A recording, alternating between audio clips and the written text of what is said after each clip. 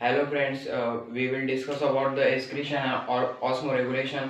So what is meant by excretion and osmoregulation? So in our body there are so many reactions are take place in our body. So all these reaction are taken place in a body is known as a metabolism.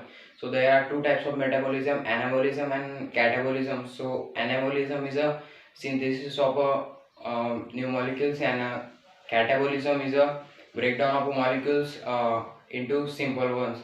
So in this session we will discuss about the excretion. So all the metabolic waste they are formed. So metabolic waste, elimination of the metabolic waste in the form of ammonia, urea and uric acid. So these are the mode of excretion. So we will discuss about the excretion. So excretion, it is the elimination of the metabolic waste throughout the body, and unwanted and undigested materials they are removed out through the body. So that is known as excretion. And osmoregulation means to maintain the salt concentration and water concentration. It is known as osmoregulation. So there are many types of excrete waste. So just like that, sweat, feces, and sodium and potassium. So in this uh, mode of excretion is there are two types of pigments, bilirubin and biliverdin, that are the pigments that gives our undigested materials gives the color, and and there are carbohydrates. Some carbohydrates are in our body that are converted into the glucose. No, that are converted into the glycogen. So that is known as gluconeogenesis in the liver. So there are three types of mode of excretion. That is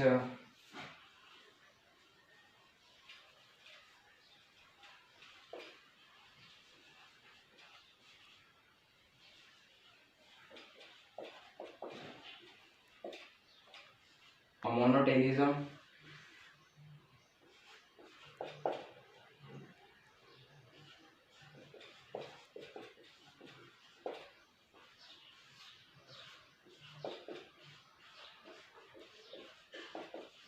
and uricotelism. These are the three types of mode of excretion to excrete the unwanted, undigested, and metabolic waste throughout the body.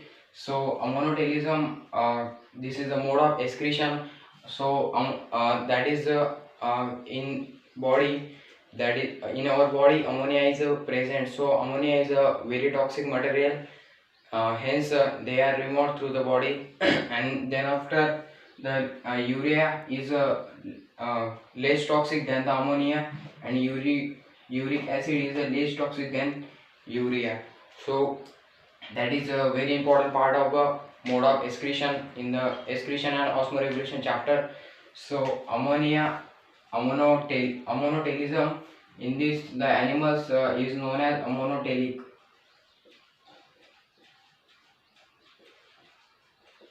And the elimination of the nitrogenous waste in the form of ammonia uh, is known as ammonotelism.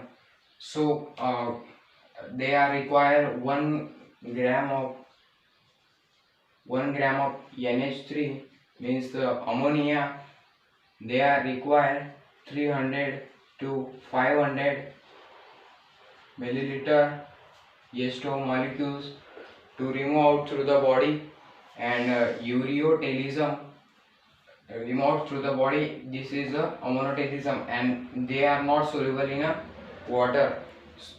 So second is a ureotelism. Ureotelism is elimination of the nitrogenous waste, uh, elimination of the nitrogenous waste in the form of urea is known as ureotelism. So urea, so elimination of the nitrogenous waste in the form of urea It is known as ureotelism, and that animal is known as ureotelic animals. And 1 gram of urea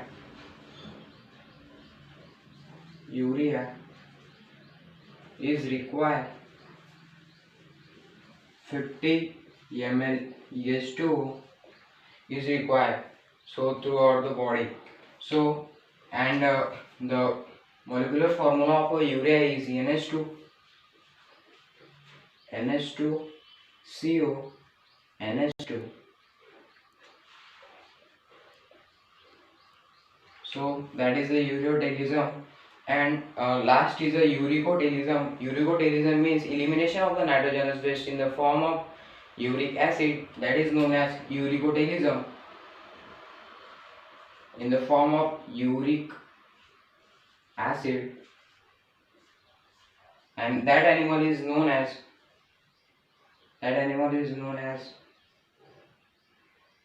uricotelic. So that is also known as isosonic acid pathway.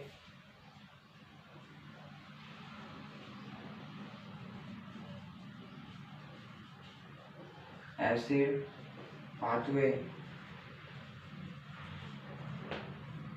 So in this mode of excretion, example is some aquatic animals,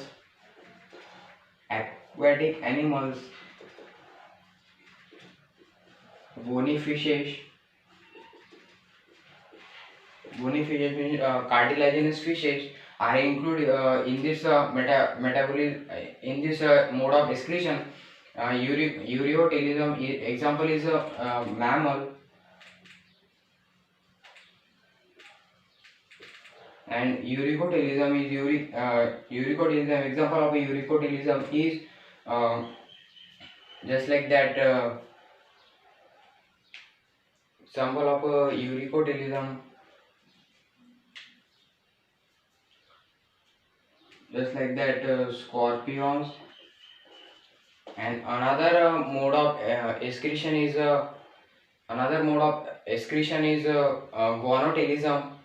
So guanotelism is also a type of mode of excretion. So guanine is a nitrogenous waste, and throughout the body they can remove the guanine. Hence, these animals is known as guanotelic animals, and their example is penguins. Uh, Thank you.